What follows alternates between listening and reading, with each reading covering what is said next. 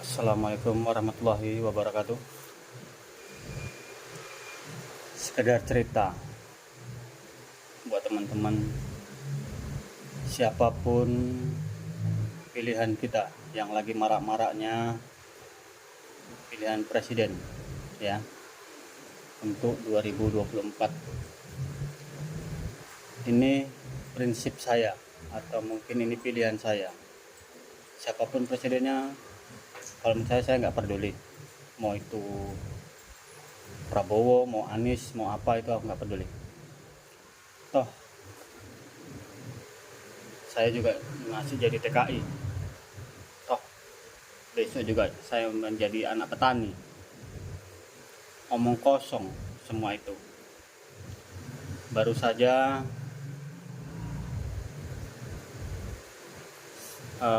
rekan bisnis saya menyampaikan ini hari politik pemilihan Anies di Sumatera Utara, Medan, dengan wali kota siapa namanya itu kita nggak kenal. Ya, itu pilihan dia. Ya, kalau saya bisa bercerita di Indonesia itu kita nggak usah heran. Siapapun itu pejabatnya, siapapun itu wali kotanya dan sebagainya lah, kita nggak bisa menyebutkan namanya atau mungkin aku nggak kenal namanya dan kita nggak pernah pembahasan dengan dia. Tapi yang pasti, jikalau ini prediksi saya lah ya, saya pun bukan ahli nujum, saya juga bukan orang berilmu, tapi menurut saya kalau seandainya suatu ketika dunia ini sudah tiada atau hari kiamat, hari pembalasan tiba,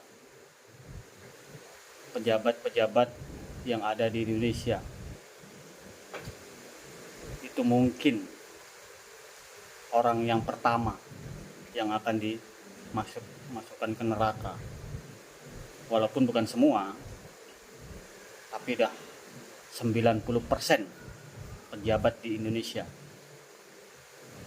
Saya tidak mengatakan semua, tapi memang ini hanya melihat dari kasat mata bahwasannya di Indonesia itu pejabat penuh dengan kesombongan, penuh dengan tamak. Sebab apa? Yang dikatakan sombong, contoh, sebagai seorang pejabat, dia sering menindas rakyat kecil. Banyak yang kita lihat bahwasanya sementang dia jadi anggota DPR di jalan raya, kalau dia nyerempet orang atau rakyat kecil atau apa gitu ya,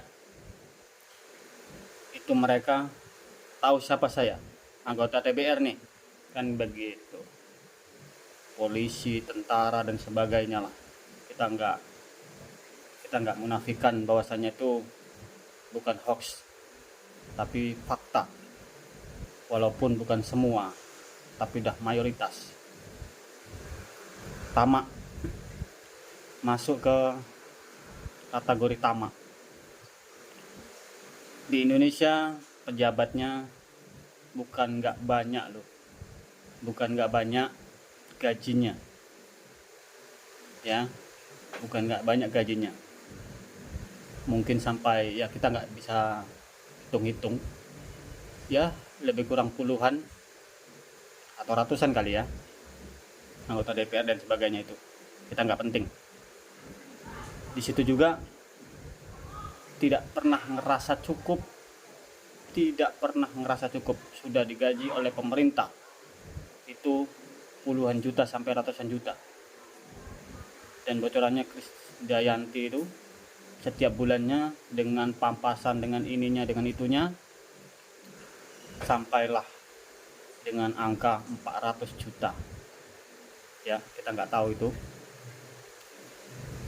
Itulah yang dikatakan tamak. Sudah dapat gaji dari negara masih juga mengambil yang bukan menjadi haknya. Sepatutnya Sumatera Utara itu dana desa contoh, sepatutnya itu untuk dana desa sulap juga, bisa lihat juga gubernurnya juga, dah jalan raya dan sebagainya, kita nggak bisa menyebutkannya, tapi ini jeritan hati ya. Saya hanya bisa mengutarakan hati bahwasanya inilah unek-unek hati saya. Di sini saya tidak mewakili siapapun, ini saya. Siapapun itu presidennya, siapapun itu pemimpinnya, silahkan. Kami para TKI ya mudah-mudahan dibantu dengan rahmat Allah, itu saja. Sebab pengalaman-pengalaman hidup selama jadi TKI di Malaysia dan pulang ke negara asal, memang kita tidak dapat mendapat layanan yang mungkin sebagaimana manusia. Oke, assalamualaikum warahmatullahi wabarakatuh.